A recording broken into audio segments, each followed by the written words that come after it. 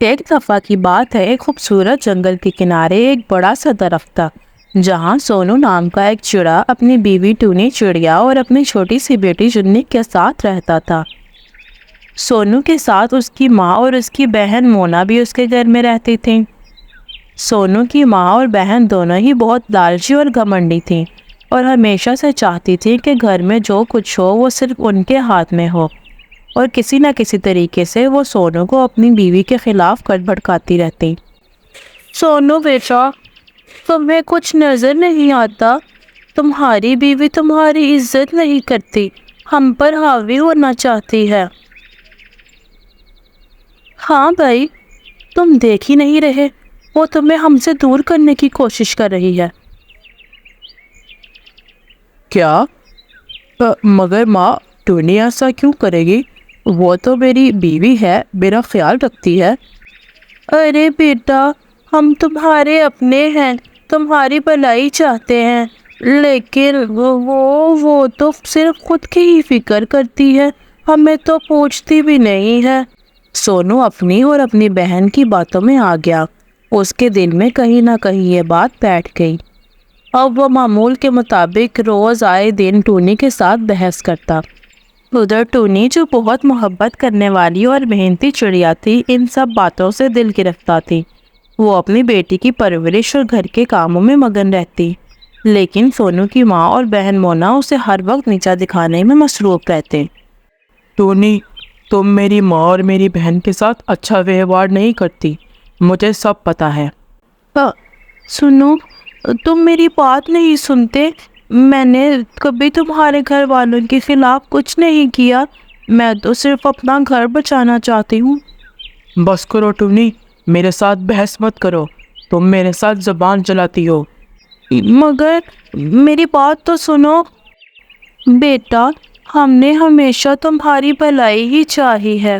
Tony اب تمہارے لیے اچھی نہیں رہی، وہ تم سے الگ ہونا چاہتی ہے۔ ہاں بھائی، کیا تم نے دیکھا ٹونی کتنی بدتمیز ہوتی جا رہی ہے؟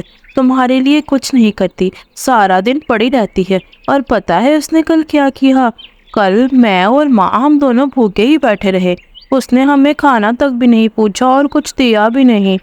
ہاں، آپ دونوں ٹھیک کہتی ہو، مجھے لگتا ہے وہ میری قدر نہیں کرتی، مجھے اسے ضرور مزہ چکھانا ہوگا۔ ہاں بیٹا، ہم نے ہمیشہ تمہاری بھلائی ہی چاہی ہے۔ ٹونی اب تمہارے لیے اچھی نہیں رہی، وہ تم سے الگ ہونا چاہتی ہے۔ ہاں ماں، وہ اب ناقابل برداشت ہے، اب دیکھنا میں کیا کرتا ہوں۔ ٹونی، تم نکلو میرے گھر سے، آئندہ کے بعد کبھی بھی اپنی شکل مت دکھانا، اٹھاؤ اپنی بیٹی اور جاؤ یہاں سے۔ سونو نے بغیر کچھ سوچے سمجھے اپنی بیوی اور اپنی بیٹی کو گھر سے نکال دیا۔ ٹونی اور اس کی چھوٹی بیٹی بارش میں بھٹکتی پھرتی رہیں، مگر انہوں نے ہمت نہ ہاری۔ سونو کی ماں اور بہن خوش تھیں کہ انہوں نے اپنی مرضی کے مطابق سب کچھ کر لیا، اور اب ان کا بیٹا بھی ان کے ہاتھ میں ان کی مرضی کے مطابق تھا۔ وہ جیسے کہتی ان کا بیٹا بھی ویسے ہی کرتا۔ ادھر بارش میں بھیگتی ہوئی ٹونی اپنی بیٹی کے ساتھ سہمے ہوئے بیٹھی تھی۔ بیٹا، ہم خود محنت کریں گے اور کامیاب ہوں گے، ہمیں کسی کا سہارا نہیں چاہیے۔ جی ماں، میں ڈاکٹر بنوں گی اور آپ کا خواب ضرور پورا کروں گی، آپ فکر نہ کریں ماں۔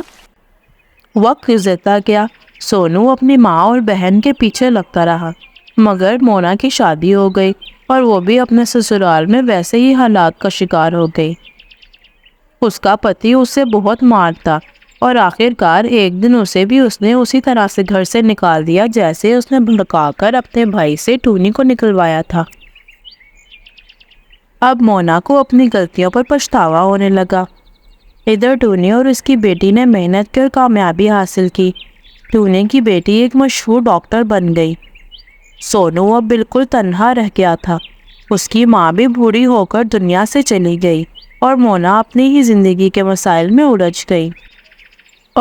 کاش میں نے ٹونی کی قدر کی ہوتی، ایک بیوی ہی اصل ساتھی ہوتی ہے، باقی سب لوگ وقت کے ساتھ چھوڑ جاتے ہیں۔ سونو نے اپنی زندگی کا قیمتی وقت دوسروں کی باتوں میں گنوا دیا تھا، اور اب وہ اکیلا رہ گیا تھا۔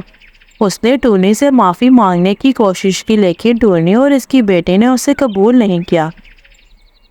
تو اس کہانی سے ہمیں کیا سبق ملتا ہے؟ کہ بیوی زندگی کی اصل ساتھی ہوتی ہے اور اس کی عزت اور قدر کرنی چاہیے۔ دوسروں کی باتوں میں آ کر بیوی کا دل توڑنا انسان کو اکیلا کر دیتا ہے، اور جب وقت گزر جائے تو پچھتاوے کے سوا کچھ نہیں بچتا۔ اور زندگی میں سچے ساتھ کی قدر کرنی چاہیے۔ بیوی وہ ساتھی ہوتی ہے جو ہر مشکل میں ساتھ دیتی ہے، مگر جب انسان دوسروں کی باتوں میں آ کر اپنے سچے رشتے کو توڑ دیتا ہے تو وہی لوگ آخر میں تنہا رہ جاتے ہیں۔ تو اگر آپ کو ہماری آج کی سٹوری اچھی لگی تو چینل کو لائک اور سبسکرائب لازمی کیجیے گا۔ شکریہ۔